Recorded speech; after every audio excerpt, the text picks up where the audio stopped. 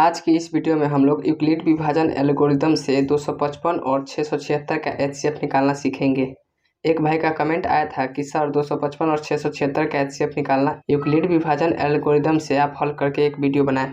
तो चलिए आज का वीडियो इसी टॉपिक पर है। क्वेश्चन है आपका 255 और 676 का एचसीएफ निकालना है यूक्लिड विभाजन एल्गोरिदम से। तो सबसे पहले हम लोग जान लेते हैं कि यूक्लिड विभाजन एल्गोरिदम का सूत्र क्या होता है। इसका सूत्र होता है ए बराबर बी क्यू प्लस आर। अब हम लोग को 255 और 676 का एचसीएफ निकालना है, तो इसका एचसीएफ हम लोग नॉर्मली जैसे एचसीएफ निकालते हैं उसी तरह से इसका भी हम लोग निकालेंगे। तो जो बड़ी संख्या रहता है उसको हम लोग बीच में लिखते हैं और जो छोटी संख्या रहता है उससे हम लोग भाग दे देते हैं।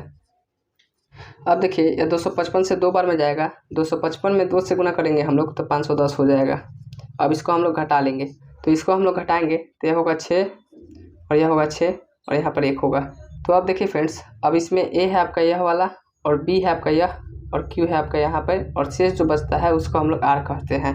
तो ए के स्थान पर लिखेंगे 676, बी के स्थान पर है 255 तो 255 और यहाँ पर बीच में गुना का साइन है, और क्यू है आपका 2, क्यू है 2, उसके बाद प्लस का साइन, और आर आपका पता है 166 है तो आर है 166। अब हम लोग 166 को घेर लेंगे, इस संख्या को हम लोग यहाँ पर उतारेंगे, मतलब 255 को यहाँ पर उतारेंगे तो 255 यहाँ पर उतर जाएगा।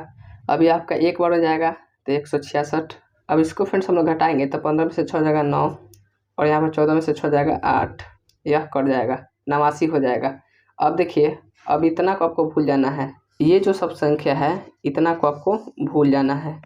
अब यहाँ पर इस संख्या में आपको ए ढूंढना है, तो बीच में जो होता है उसको हम लोग ए कहते हैं और जिससे हम लोग भाग देते हैं उसको हम लोग बी कहते हैं, और जितना बार में भाग लगता है उसको हम लोग क्यू कहते हैं, और जो शेष बच जाता है उसको आर कहते हैं।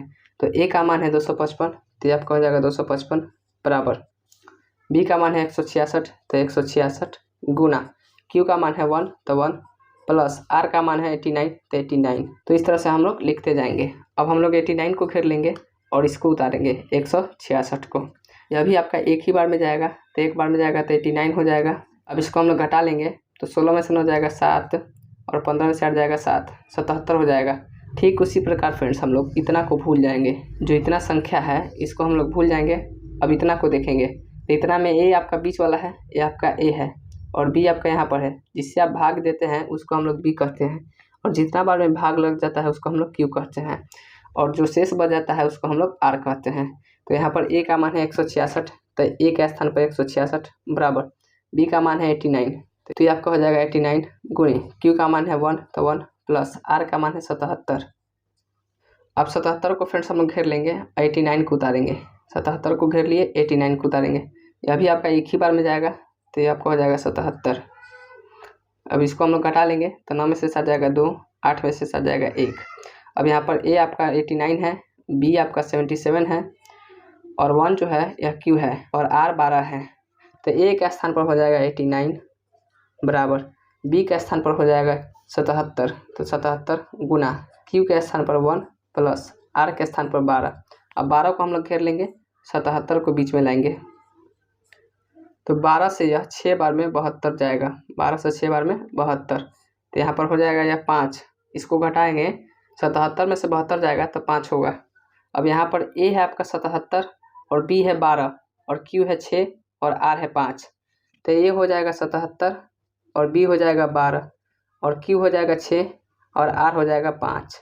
अब 5 को हम लोग घेर लेंगे। फ्रेंड्स यह प्रोसेस हम तब तक करते हैं जब तक यहाँ पर शेष में 0 ना आ जाए। 5 को घेर लिए, अब 12 को उतारेंगे तो 12 को बीच में लाएंगे तो 5 से यह 2 बार में जाएगा तो 5 दूना 10, शेष बचेगा आपका 2। तो ए हो गया 12, बी हो गया 5, ए हो गया 12, बी हो गया 5 गुना क्यू है आपका 2 प्लस आर है आपका 2। अब 2 को हम लोग घेर लेंगे, 5 को बीच में लाएंगे तो 2 से यह 2 बार में जाएगा 4। इसको हम लोग घटा लेंगे तो 1 होगा। तो इसमें ए होगा 5 और बी होगा 2, ए होगा 5 बी होगा 2 गुना क्यू भी आपका होगा 2 प्लस शेष आपका बच रहा है शेष 1 तो आर के स्थान पर 1 हो जाएगा। अब हम लोग 1 को घेर लेंगे, 2 को बीच में लाएंगे तो 1 से 2 2 बार में जाएगा तो यहाँ पर 2 होगा। अब इसको हम लोग घटाएंगे तो 0 हो जाएगा। तो ए के स्थान पर है 2 तो यह हो जाएगा 2 बराबर बी के स्थान पर है 1, बी के स्थान पर 1 गुने क्यू के स्थान पर 2 है तो 2 प्लस आर के स्थान पर है 0 तो 0। तो अब फ्रेंड्स यहाँ पर 0 आ गया, तो जो बी के स्थान पर होगा वही आपका HCF होगा। बी के स्थान पर है 1 तो ये आपका HCF है। तो इसको हम लोग लिखेंगे फ्रेंड्स HCF बराबर 1 आंसर। तो इस तरह से हम लोग यूक्लिड विभाजन एल्गोरिथम से HCF निकालते हैं।